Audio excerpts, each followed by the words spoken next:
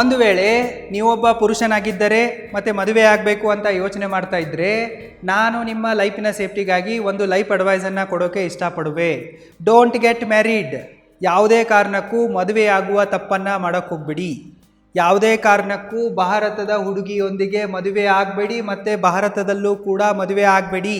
ನಿಮಗೆ ಮದುವೆ ಆಗಬೇಕು ಅಂತ ತುಂಬಾ ಆಸೆ ಇದ್ದರೆ ನೀವೊಂದು ಕೆಲಸ ಮಾಡಿ. ನೀವು ಚೆನ್ನಾಗಿ ದುಡ್ಡನ್ನು ಸಂಪಾದನೆ ಮಾಡಿ ಬೇರೆ ಯಾವುದಾದ್ರೂ ಒಂದು ಒಳ್ಳೆಯ ದೇಶಕ್ಕೆ ಹೋಗಿ ಅಲ್ಲಿ ಹೋಗಿಬಿಟ್ಟು ಒಬ್ಬ ಒಳ್ಳೆಯ ಹುಡುಗಿಯೊಂದಿಗೆ ಮದುವೆಯಾಗಿ. ಆದರೆ ಯಾವುದೇ ಕಾರಣಕ್ಕೂ ಭಾರತದ ಹುಡುಗಿಯೊಂದಿಗೆ ಮದುವೆ ಆಗುವ ತಪ್ಪನ್ನು ಮಾಡೋಕ್ಕೆ ಹೋಗ್ಬಿಡಿ. ಭಾರತದಲ್ಲಿ ಸತ್ರು ಮದುವೆ ಆಗಬೇಡಿ. ನಾನು ಯಾಕೆ ಈ ರೀತಿ ಹೇಳ್ತಾ ಇದ್ದೀನಪ್ಪ ಅಂತಂದರೆ, ಸದ್ಯಕ್ಕೆ ಭಾರತದಲ್ಲಿ ಮದುವೆ ಅನ್ನೋದು ಒಂದು ಬಿಸ್ನೆಸ್ ಆಗಿದೆ. Marriage is a beauty property business. ನಾವು ಸದ್ಯಕ್ಕೆ ಮದುವೆಗೆ ಯಾವುದೇ ವ್ಯಾಲ್ಯೂ ಉಳಿದಿಲ್ಲ. ಹೆಣ್ಮಕ್ಕಳಿಗೆ ಮ್ಯಾರೇಜ್ ಅನ್ನೋದು ಒಂದು ರಿಟೈರ್ಮೆಂಟ್ ಪ್ಲ್ಯಾನ್ ಆಗಿದೆ. ಡಿವೋರ್ಸ್ ಅನ್ನೋದು ಅವರಿಗೆ ಒಂದು ದೊಡ್ಡ ಬ್ಯಾಕಪ್ ಆಪ್ಷನ್ ಆಗಿದೆ. ಅದಕ್ಕಾಗಿಯೇ ನಾನು ನಿಮಗೆ ಮದುವೆ ಆಗಬೇಡಿ ಅಂತ ಹೇಳ್ತಾ ಇರುವೆ. ಒಂದು ವೇಳೆ ನಿಮಗೆ ಒಳ್ಳೆ ಹೆಂಡತಿ ಸಿಕ್ಕರೆ ನಿಮ್ಮ ಮ್ಯಾರಿಡ್ ಲೈಫು ಚೆನ್ನಾಗಿ ನಡೆದರೆ ಯಾವುದೇ ಪ್ರಾಬ್ಲಮ್ ಇಲ್ಲ. ಆದರೆ ನಿಮ್ಮ ದುರಾದೃಷ್ಟಕ್ಕೆ ಒಬ್ಬ ಕೆಟ್ಟ ಹುಡುಗಿಯೊಂದಿಗೆ ನಿಮ್ಮ ಮದುವೆ ಆದರೆ, ಆ ಮದುವೆ ಏನಾದರೂ ನಡೀದೇ ಇದ್ದರೆ ನೀವು ಜೀವನ ಪೂರ್ತಿ ಇದರಲ್ಲಿ ತಗಲಾಕೊಂತೀರಾ. ನೀವು ದಿನ ಅಳಬೇಕಾಗತ್ತೆ, ಬದುಕಿರುವಾಗಲೇ ನರಕ ನೋಡಬೇಕಾಗತ್ತೆ. ಈ ಮ್ಯಾರೇಜ್ ಟ್ರ್ಯಾಪ್ನಿಂದ ನಿಮ್ಮನ್ನು ಕಾಪಾಡೋಕೆ ಯಾರೂ ಬರಲ್ಲ. ನಮ್ಮ ಭಾರತ ದೇಶದ ಕಾನೂನು ಬರಲ್ಲ, ನಿಮ್ಮ ಮನೆಯವರು ಬರಲ್ಲ, ನಿಮ್ಮ ಗೆಳೆಯರು ಬರಲ್ಲ. ನೀವು ಈ ಮ್ಯಾರೇಜ್ ಟ್ರ್ಯಾಪಲ್ಲಿ ಬಿದ್ದು ಕೊಳಿಬೇಕಾಗತ್ತೆ. ಅದಕ್ಕಾಗಿಯೇ ನಾನು ನಿಮಗೆ ಮದುವೆ ಆಗಬೇಡಿ ಅಂತ ಹೇಳ್ತಾ ಇರುವೆ. ನಾನು ಯಾಕೆ ಹೀಗೆ ಹೇಳ್ತಾ ಇರುವೆ ಅನ್ನೋದಕ್ಕೆ ಕೆಲವೊಂದಿಷ್ಟು ಪ್ರಬಲವಾಗಿರುವ ಕಾರಣಗಳು ಇಂತಿವೆ. ಇವುಗಳನ್ನು ಸರಿಯಾಗಿ ಅರ್ಥ ಮಾಡ್ಕೊಳ್ಳಿ. Reason number 1, extra marital affairs are not offence in India. ಈಗಾಗಲೇ ನಮ್ಮ ಭಾರತದ ಸುಪ್ರೀಂ ಕೋರ್ಟ್ ಅಕ್ರಮ ಸಂಬಂಧಗಳನ್ನು ಬೆಳೆಸೋದು ಅಪರಾಧವಲ್ಲ ಅಂಥೇಳಿ ಡಿಕ್ಲೇರ್ ಮಾಡಿಬಿಟ್ಟಿದೆ. Extra marital affairs are not offence in India. ಇದರರ್ಥ ಏನಪ್ಪ ಅಂತಂದರೆ, both couples are allowed to cheat. ಮದುವೆಯಾದ ನಂತರ ಗಂಡ ಹೆಂಡತಿ ತಮ್ಮ ಲೈಫ್ ಪಾರ್ಟ್ನರ್ಗಳಿಗೆ ಚೀಟ್ ಮಾಡಬಹುದು. ಇದರಲ್ಲಿ ಯಾವುದೇ ತಪ್ಪಿಲ್ಲ, ಇದೇನು ಅಪರಾಧ ಅಲ್ಲ. ಸದ್ಯಕ್ಕೆ ಭಾರತದಲ್ಲಿ ಎಕ್ಸ್ಟ್ರಾ ಮ್ಯಾರಿಟಲ್ ಅಫೇರ್ಸ್ಗಳು ನಾರ್ಮಲ್ ಆಗಿಬಿಟ್ಟಿವೆ. ಮದುವೆಯಾದ ನಂತರ ನೀವು ಒಂದು ಮ್ಯೂಚುವಲ್ ಅಂಡರ್ಸ್ಟ್ಯಾಂಡಿಂಗ್ ಮಾಡಿ ಈ ರಿಲೇಷನ್ಶಿಪ್ನಲ್ಲಿ ಇರಬಹುದು. ನಿನಗೆ ಹೇಗೆ ಬೇಕೋ ಹಾಗೆ ನೀನಿರು. ನಿನಗೆ ಯಾರು ಇಷ್ಟ ಬರ್ತಾರೋ ಅವ್ರ ಜೊತೆಗೆ ನೀನು ಇಷ್ಟ ಬಂದಂಗೆ ಮಾಡು. ನನಗೆ ಯಾರು ಇಷ್ಟ ಬರ್ತಾರೋ ಅವ್ರ ಜೊತೆಗೆ ನಾನು ಇಷ್ಟ ಬಂದಂಗೆ ಮಾಡ್ತೀನಿ. ಬರೀ ಸಮಾಜಕ್ಕೆ ತೋರಿಸುವುದಕ್ಕಾಗಿ ನಾವಿಬ್ಬರು ಗಂಡ ಹೆಂಡತಿಯಾಗಿರೋಣ, ಓಪನ್ ಮ್ಯಾರೇಜನ್ನು ಫಾಲೋ ಮಾಡೋಣ ಅಂಥೇಳಿ ಒಂದು ಮ್ಯೂಚುವಲ್ ಅಂಡರ್ಸ್ಟ್ಯಾಂಡಿಂಗ್ನಲ್ಲಿ ನೀವು ಈ ಮ್ಯಾರೇಜ್ ರಿಲೇಷನ್ಶಿಪ್ನಲ್ಲಿ ಇರಬಹುದು. ನಿಮಗೆ ನಿಮ್ಮ ಲೈಫ್ ಪಾರ್ಟ್ನರ್ಗೆ ಮೋಸ ಮಾಡೋಕ್ಕೆ ಇಷ್ಟ ಇದೆ, ಅವರು ಮೋಸ ಮಾಡಿದರೆ ಅದನ್ನು ತಡೆದುಕೊಳ್ಳುವ ಶಕ್ತಿ ಇದೆ ಅಂತಂದರೆ ನೀವು ಈ ಮ್ಯಾರೇಜ್ನಲ್ಲಿ ಇರಬಹುದು. ಇಲ್ಲಪ್ಪ ನಮಗೆ ಇಂಥ ದರಿದ್ರ ಸಂಬಂಧ ಬೇಕಾಗಿಲ್ಲ ಅಂತಂದರೆ ನೀವು ಡಿವೋರ್ಸ್ ಕೊಟ್ಬಿಟ್ಟು ಈ ಮ್ಯಾರೇಜ್ ರಿಲೇಷನ್ಶಿಪ್ನಿಂದ ಹೊರಗೆ ಬರ್ಬೋದು. ಆದರೆ ಇದು ಅಂದುಕೊಂಡಷ್ಟು ಸುಲಭವಲ್ಲ. ಒಂದು ವೇಳೆ ಮ್ಯಾರೇಜ್ ರಿಲೇಷನ್ಶಿಪ್ನಲ್ಲಿ ಗಂಡ ತನ್ನ ಹೆಂಡತಿಗೆ ಮೋಸ ಮಾಡ್ತಾ ಇದ್ದಾನೆ, ಹೊರಗಡೆ ಎಕ್ಸ್ಟ್ರಾ ಮ್ಯಾರಿಟಲ್ ಅಫೇರ್ಸ್ಗಳನ್ನು ಮಾಡ್ತಾ ಇದ್ದಾನಪ್ಪ ಅಂತಂದರೆ ಹೆಂಡತಿ ಅವನಿಗೆ ಡಿವೋರ್ಸ್ ಕೊಡ್ತಾಳೆ. ಅವಳಿಗೆ ಇದರ ಬದಲಿಗೆ ಅಲಿಮಿನಿ ಸಿಗತ್ತೆ, ಮೇಂಟೆನೆನ್ಸ್ ಸಿಗತ್ತೆ. ಅವಳಿಗಾದ ನಷ್ಟಕ್ಕೆ ಅವಳಿಗೆ ಕಾಂಪೆನ್ಸೇಷನ್ ಸಿಗತ್ತೆ. ಅವಳು ಈ ದುಡ್ಡಿನಿಂದ ತನ್ನ ಮಿಕ್ಕ ಲೈಫನ್ನು ಎಂಜಾಯ್ ಮಾಡ್ಬೋದು, ಮಜಾ ಮಾಡ್ಬೋದು. ಅವಳ ಲೈಫ್ ಅಂತೂ ಅಲ್ಲಿ ಸೇಫ್ ಇದೆ. ಆದರೆ ಹೆಂಡತಿ ಎಕ್ಸ್ಟ್ರಾ ಮ್ಯಾರಿಟಲ್ ಅಫೇರ್ಗಳನ್ನು ಮಾಡ್ತಾ ಇದ್ದಾಳೆ, ಗಂಡನಿಗೆ ಮೋಸ ಮಾಡ್ತಾ ಇದ್ದಾಳೆ ಅಂತಂದಾಗ ಗಂಡ ಅವಳಿಗೆ ಡಿವೋರ್ಸ್ ಕೊಟ್ಟ ಮೇಲೆ ಮತ್ತೆ ಅವಳಿಗೆ ದುಡ್ಡು ಕೊಡಲೇಬೇಕಾಗತ್ತೆ. ಯಾಕಪ್ಪ ಅಂತಂದರೆ ಎಕ್ಸ್ಟ್ರಾ ಮ್ಯಾರಿಟಲ್ ಅಫೇರ್ಸ್ಗಳನ್ನು ಪ್ರೂವ್ ಮಾಡೋದು ಅಷ್ಟೊಂದು ಈಸಿ ಅಲ್ಲ. ಇದಕ್ಕೆ ಬಹಳಷ್ಟು ಹರಸಾಹಸಗಳನ್ನ ಪಡಬೇಕಾಗತ್ತೆ. ಅಷ್ಟೊಂದು ಟೈಮು ನಿಮ್ಮ ಹತ್ರ ಇರಲ್ಲ.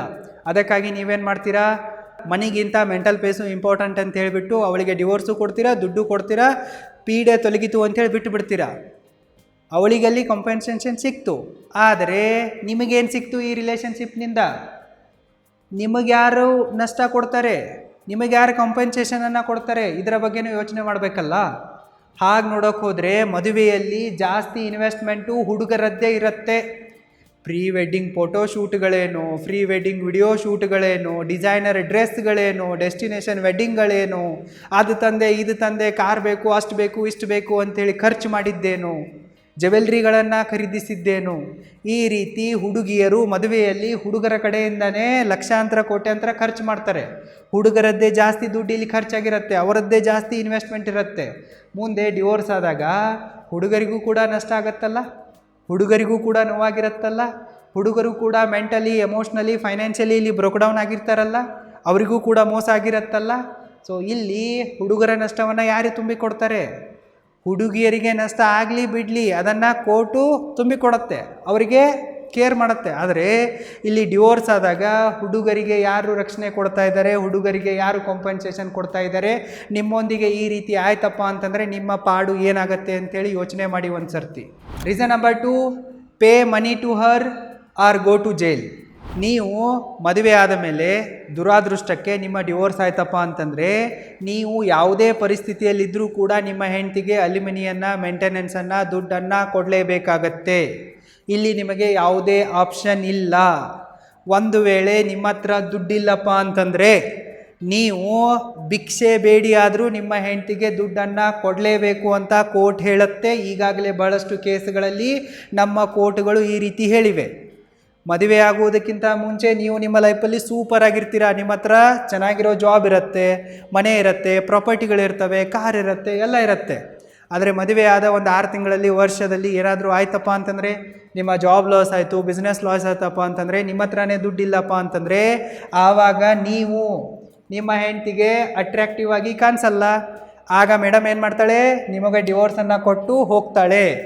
ಸೊ ಆಕೆ ಹಾಗೆ ಹೋಗಲ್ಲ ಬರೀ ಕೈಯಲ್ಲಿ. ಆಕೆ ಎಷ್ಟೇ ಎಜುಕೇಟೆಡ್ ಆಗಿದ್ದರೂ ಕೂಡ, ಅವಳ ಹತ್ರ ದುಡ್ಡಿದ್ರೂ ಕೂಡ, ಅವಳ ಹತ್ರ ಜಾಬ್ ಇದ್ದರೂ ಕೂಡ ಆಕೆ ನಿಮ್ಮಿಂದ ಮೇಂಟೆನೆನ್ಸನ್ನು, ಅಲಿಮಿನಿಯನ್ನು ಕೇಳ್ತಾಳೆ, ಕೇಸ್ ಹಾಕ್ತಾಳೆ. ಆವಾಗ ನಿಮ್ಮ ಹತ್ರ ದುಡ್ಡಿಲ್ಲಪ್ಪ ಅಂತಂದ್ರೂ ನೀವು ಅವಳಿಗೆ ದುಡ್ಡನ್ನು ಕೊಡಬೇಕಾಗತ್ತೆ. ಇಲ್ಲಿ ನೋಡಿ ನಿಮ್ಮ ಪರಿಸ್ಥಿತಿ ಏನಾಗಿದೆ ಅಂಥೇಳಿ. ನಿಮ್ಮ ಜಾಬ್ ಹೊರಟೋಗಿದೆ, ಬಿಸ್ನೆಸ್ ಲಾಸ್ ಆಗಿದೆ, ನಿಮ್ಮ ಹತ್ರನೇ ಬದುಕೋಕೆ ದುಡ್ಡಿಲ್ಲ, ನಿಮ್ಮ ಖರ್ಚುಗಳೇ ಸಾಕಷ್ಟಿವೆ. ಬರೀ ಸುಂಬಳ ಬುರ್ಕಿಯ ಖರ್ಚು ಅಷ್ಟೇ ಇರಲ್ಲ ನಿಮ್ಮ ತಲೆ ಮೇಲೆ, ನಿಮ್ಮ ತಂದೆ ತಾಯಿಗಳ ಖರ್ಚು ಕೂಡ ಇರುತ್ತೆ. ದುಡಿಯೋ ಗಂಡಸು ನೀವಾಗಿರ್ತೀರ. ಸೊ ನಿಮ್ಮ ಹತ್ರನೇ ದುಡಿಮೆ ಇಲ್ಲ, ನಿಮ್ಮ ಹತ್ರನೇ ದುಡ್ಡಿಲ್ಲಪ್ಪ ಅಂತಂದರೆ ನಿಮ್ಮ ಖರ್ಚನ್ನು ಹೇಗೆ ನೋಡ್ತೀರಾ? ನಿಮ್ಮ ತಂದೆ ತಾಯಿಗಳ ಖರ್ಚನ್ನು ಹೇಗೆ ನೋಡ್ತೀರಾ? ಸೊ ನಿಮ್ಮ ಈ ಮೋಸ ಮಾಡಿ ಹೋದ ಹೆಂಡತಿಗೆ, ನಯವಂಚಿಕೆಗೆ ಎಲ್ಲಿಂದ ದುಡ್ಡು ಕೊಡ್ತೀರಾ? ಸೊ ನಿಮ್ಮ ಹತ್ರನೇ ದುಡ್ಡಿಲ್ಲ ಅಂತಂದರೂ ಕೂಡ ಕೋರ್ಟ್ ಕೇಳಲ್ಲ. ಅಲಿಮನಿಯನ್ನು ಕೊಡೋದು, ಮೇಂಟೆನೆನ್ಸನ್ನು ಕೊಡೋದು ನಿಮ್ಮ ರೆಸ್ಪಾನ್ಸಿಬಿಲಿಟಿ ಆಗಿದೆ ಅಂತ ಕೋರ್ಟ್ ಹೇಳುತ್ತೆ. ಆದರೆ ರಿಯಾಲಿಟಿಯಲ್ಲಿ ಇದು ನಿಮಗೆ ಒಂದು ದೊಡ್ಡ ಲಯಬಿಲಿಟಿ ಆಗಿರುತ್ತೆ. ಆದರೂ ಕೂಡ ನೀವು ಅಲ್ಲಿ ದುಡ್ಡು ಕೊಡಲೇಬೇಕಾಗತ್ತೆ. ನಿಮ್ಮ ಹತ್ರ ದುಡ್ಡಿಲ್ಲಪ್ಪ ಅಂತಂದರೆ ನೀವು ಭಿಕ್ಷೆ ಬೇಡಿ ಅವಳಿಗೆ ದುಡ್ಡನ್ನು ಕೊಡಬೇಕಾಗತ್ತೆ. ಸೊ ನಿಮಗೆ ಭಿಕ್ಷೆ ಬೇಡೋಕ್ಕೆ ಇಷ್ಟ ಇಲ್ಲಪ್ಪ ಅಂತಂದರೆ ನೀವು ಸೀದಾ ಜೈಲಿಗೆ ಹೋಗಬೇಕಾಗತ್ತೆ. ನಿಮ್ಮನ್ನು ಕೋರ್ಟು ಜೈಲಿಗೆ ಕಳಿಸುತ್ತೆ. ನೀವು ಜೈಲಿಗೆ ಹೋಗಿಬಿಟ್ರೆ ನಾನು ಜೈಲಲ್ಲೇ ಆರಾಮಾಗಿರ್ತೀನಿ ಅಂತ ಅಂದ್ಕೊಳ್ಳೋಕೆ ಹೋಗ್ಬಿಡಿ. ಜೈಲಿಗೆ ಹೋದರೂ ಕೂಡ ಕೋರ್ಟು ನಿಮ್ಮನ್ನು ಬಿಡಲ್ಲ. ನಿಮಗೆ ಜೈಲು ಶಿಕ್ಷೆ ಆದರೂ ಕೂಡ ಕೋರ್ಟ್ ಏನು ಹೇಳತ್ತಪ್ಪ ಅಂತಂದರೆ this is your responsibility, you cannot escape from your liability ಅಂತ ಹೇಳುತ್ತೆ. ನೀವು ಜೈಲಲ್ಲಿದ್ದರೂ ಕೂಡ ಜೈಲಲ್ಲಿ ಕೆಲಸ ಮಾಡಿ ಮತ್ತೆ ನಿಮ್ಮ ಹೆಂಡತಿಗೆ ನೀವು ದುಡ್ಡು ಕಳಿಸ್ಲೇಬೇಕು. ನೀವು ಏನು ಮಾಡ್ತಿರೋ ಬಿಡ್ತಿರೋ ಕೋರ್ಟಿಗೆ ಗೊತ್ತಿಲ್ಲ, ಅದೇನು ಹೇಳಂಗಿಲ್ಲ, ಕತೆ ಹೊಡೆಯೋಂಗಿಲ್ಲ. ನಿಮ್ಮ ಹತ್ರ ದುಡ್ಡು ಇರಲಿ ಬಿಡಲಿ, ನೀವು ಜೈಲಿಗೆ ಹೋದರೂ ಕೂಡ ನಿಮ್ಮ ಹೆಂಡತಿಗೆ ನೀವು ದುಡ್ಡನ್ನು ಕೊಡಲೇಬೇಕು ಅಂಥೇಳಿ ಕೋರ್ಟ್ ಹೇಳುತ್ತೆ. ಈಗ ಸ್ವಲ್ಪ ಯೋಚನೆ ಮಾಡಿ, ನಿಮ್ಮೊಂದಿಗೆ ಈ ರೀತಿ ಆಯ್ತಪ್ಪ ಅಂತಂದರೆ ಏನು ಮಾಡ್ತೀರಾ?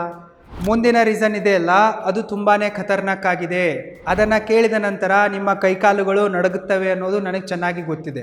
ಅದಕ್ಕಿಂತಲೂ ಮುಂಚೆ ನಾನು ನಿಮಗೊಂದು ಇಂಪಾರ್ಟೆಂಟ್ ಆಗಿರುವ ಇನ್ಫಾರ್ಮೇಷನನ್ನು ಕೊಡೋಕ್ಕೆ ಇಷ್ಟಪಡುವೆ.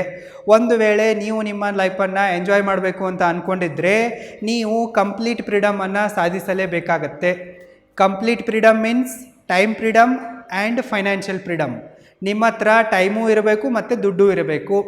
ನಿಮ್ಮ ಹತ್ರ ಬರೀ ಟೈಮ್ ಇದೆ, ದುಡ್ಡಿಲ್ಲಪ್ಪ ಅಂತಂದರೂ ಕೂಡ ನೀವು ನಿಮ್ಮ ಲೈಫನ್ನು ಎಂಜಾಯ್ ಮಾಡೋಕ್ಕಾಗಲ್ಲ.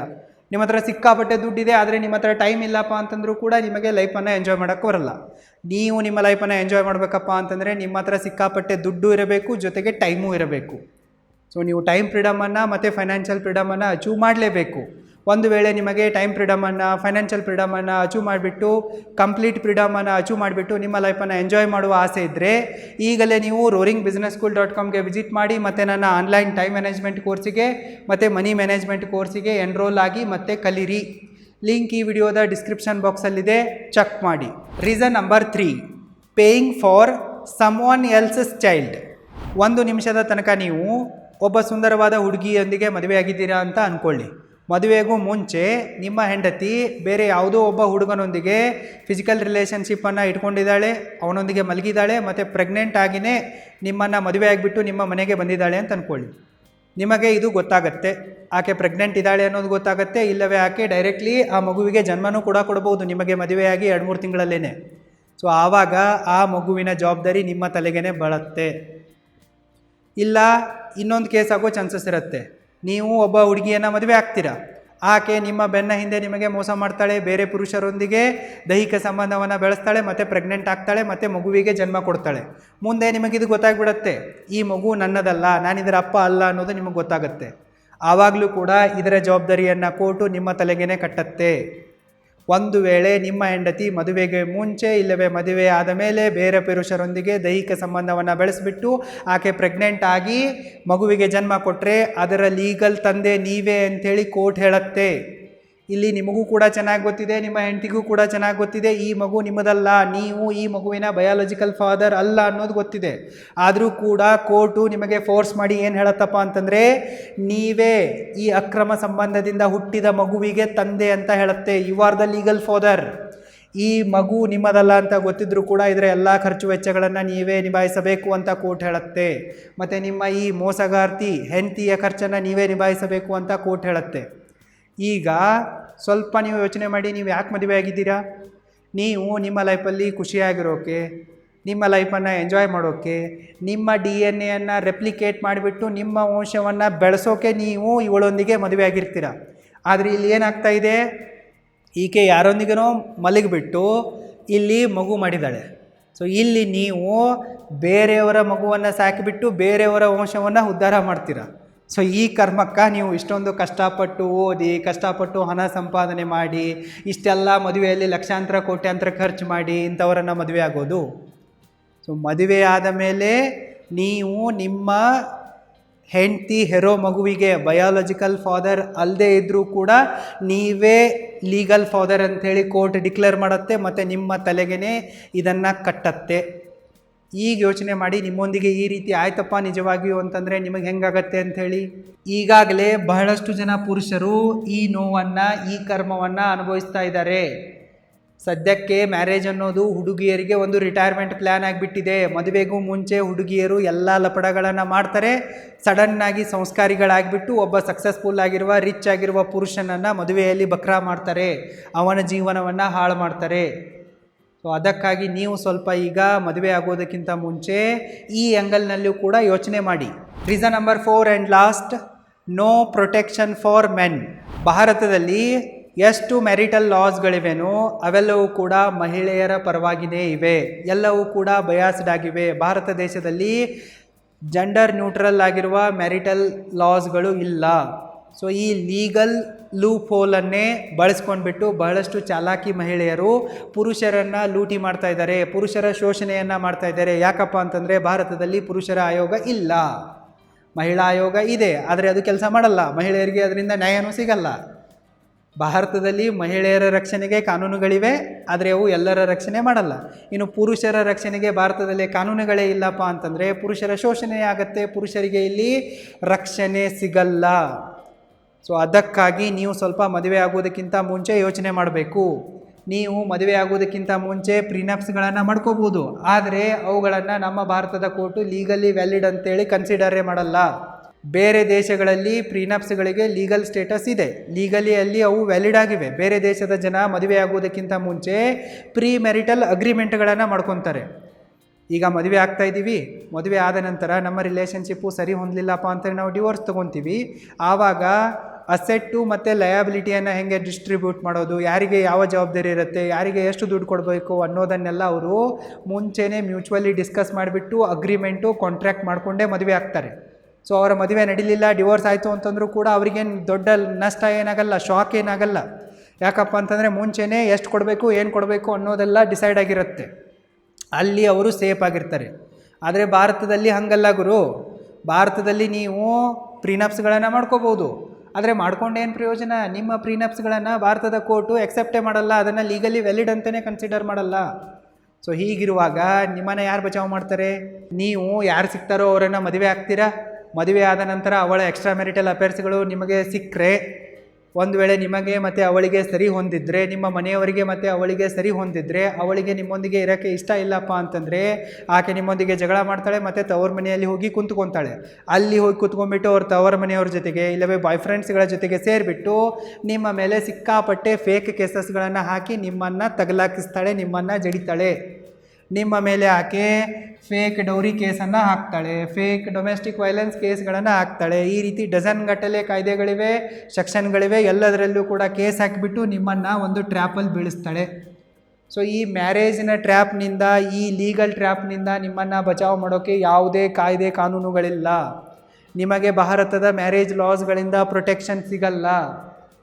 ಸೊ ಇಲ್ಲಿ ನಿಮ್ಮ ಜೀವನ ನರಕ ಆಗತ್ತೆ. ನೀವೇನು ಕೆಲಸ ಮಾಡ್ತಿರೋ ಅಥವಾ ಕೋರ್ಟು ಕಚೇರಿ ಅಂಥೇಳಿ 3 ಬಿಟ್ಟು 3 ಹೊತ್ತು ಸುತ್ತಿರೋ. ಸೊ ಈ ಥರ ನಿಮಗೆ ಟಾರ್ಚರ್ ಆಗತ್ತೆ. ನಿಮ್ಮ ಜೀವನ ಬದುಕಿರುವಾಗಲೇ ನರಕ ಆಗತ್ತೆ. ಅದಕ್ಕಾಗಿಯೇ ನಾನು ನಿಮಗೆ ಮದುವೆ ಆಗಬೇಡಿ ಅಂತ ಹೇಳ್ತಾ ಇರುವೆ. ಇಷ್ಟೆಲ್ಲ ಹೇಳಿದ ಮೇಲೂ ಕೂಡ ನಿಮಗೆ ಮದುವೆ ಆಗಲೇಬೇಕು ಅಂತ ಆಸೆ ಇದ್ದರೆ ನೀವು ಮದುವೆ ಆಗೋದಕ್ಕಿಂತ ಮುಂಚೆ ರಿಸ್ಕನ್ನು ಕ್ಯಾಲ್ಕುಲೇಟ್ ಮಾಡಿ. ನೀವು ಈ ಮ್ಯಾರೇಜ್ ರಿಲೇಷನ್ಶಿಪ್ನಲ್ಲಿ ಎಷ್ಟು ರಿಸ್ಕನ್ನು ತೆಗೆದುಕೊಳ್ತಾ ಇದ್ದೀರಾ ಅನ್ನೋದನ್ನು ನೋಡಿ. ಬರೀ ನೀವು ಎಮೋಷನ್ಸ್ಗಳನ್ನು ಕನ್ಸಿಡರ್ ಮಾಡಬೇಡಿ, ರಿಸ್ಕನ್ನು ಕ್ಯಾಲ್ಕುಲೇಟ್ ಮಾಡಿ. ಬರೀ ಬ್ಲೈಂಡ್ ಲವ್ವನ್ನು ಫಾಲೋ ಮಾಡಬೇಡಿ, ಸ್ವಲ್ಪ ಲಾಜಿಕಲ್ ಆಗಿಯೂ ಕೂಡ ಯೋಚನೆ ಮಾಡಿ. ಬರೀ ಡಿಸಿಷನನ್ನು ತೆಗೆದುಕೊಳ್ಳಕ್ಕೆ ಹೋಗ್ಬೇಡಿ. ಮದುವೆಗೆ ಮುಂಚೆ ಡ್ಯೂ ಡೆಲಿಜೆನ್ಸನ್ನು ಕೂಡ ಮಾಡಿ. ಈ ಮದುವೆ ಅನ್ನೋದೊಂದು ಲೈಫ್ ಲಾಂಗ್ ಕಮಿಟ್ಮೆಂಟ್ ಆಗಿದೆ, ಲೈಫ್ ಲಾಂಗ್ ಕಾಂಟ್ರಾಕ್ಟ್ ಆಗಿದೆ. ಒಂದು ವೇಳೆ ನೀವು ತಪ್ಪಾದ ವ್ಯಕ್ತಿಯೊಂದಿಗೆ ನಿಮ್ಮ ಮ್ಯಾರೇಜ್ ಕಾಂಟ್ರಾಕ್ಟನ್ನು ಸೈನ್ ಮಾಡಿದರೆ ಜೀವನ ಪೂರ್ತಿ ಇಲ್ಲಿ ನೀವು EMI ಕಟ್ತಾ ಕೊಡಬೇಕಾಗತ್ತೆ. ಅದಕ್ಕಾಗಿ ನಾನು ನಿಮಗೆ ಹೇಳ್ತಾ ಇರುವೆ, ಯೋಚನೆ ಮಾಡಿ ಮದುವೆಯಾಗಿ. ನನ್ನ ರಿಕಮೆಂಡೇಷನ್ ಏನಿದೆಪ್ಪ ಅಂತಂದರೆ ಮದುವೆನೇ ಆಗಬೇಡಿ. ನಿಮಗೆ ಆಗೋದಿದ್ದರೆ ಚೆನ್ನಾಗಿ ದುಡ್ಡು ಸಂಪಾದನೆ ಮಾಡಿ, ಬೇರೆ ಯಾವುದಾದ್ರೂ ಒಳ್ಳೆಯ ದೇಶಕ್ಕೆ ಹೋಗಿ ಅಲ್ಲಿ ಒಬ್ಬ ಒಳ್ಳೆಯ ಹುಡುಗಿಯೊಂದಿಗೆ ಮದುವೆ ಆಗಿ. ಭಾರತದಲ್ಲಿ ಮದುವೆ ಆಗೋಕ್ಕೆ ಹೋಗ್ಬೇಡಿ, ಭಾರತದ ಹುಡುಗಿಯನ್ನು ಕೂಡ ಮದುವೆ ಆಗೋಕ್ಕೆ ಹೋಗ್ಬೇಡಿ. ಒಟ್ಟಿನಲ್ಲಿ ಮದುವೆನೇ ಆಗಬೇಡಿ. ನಿಮ್ಮ ಲೈಫಲ್ಲಿ ನೀವು ಚೆನ್ನಾಗಿ ದುಡ್ಡು ಮಾಡಿ, ನಿಮ್ಮ ಲೈಫನ್ನು ಎಂಜಾಯ್ ಮಾಡಿ, ವರ್ಲ್ಡ್ ಟೂರ್ ಮಾಡಿ, ನಿಮ್ಮನ್ನು ನೀವು ಪ್ರೀತಿಸಿ, ನಿಮಗೋಸ್ಕರ ನೀವು ಬದುಕಿ, ನಿಮ್ಮ ಲೈಫನ್ನು ಎಂಜಾಯ್ ಮಾಡಿ. All the best.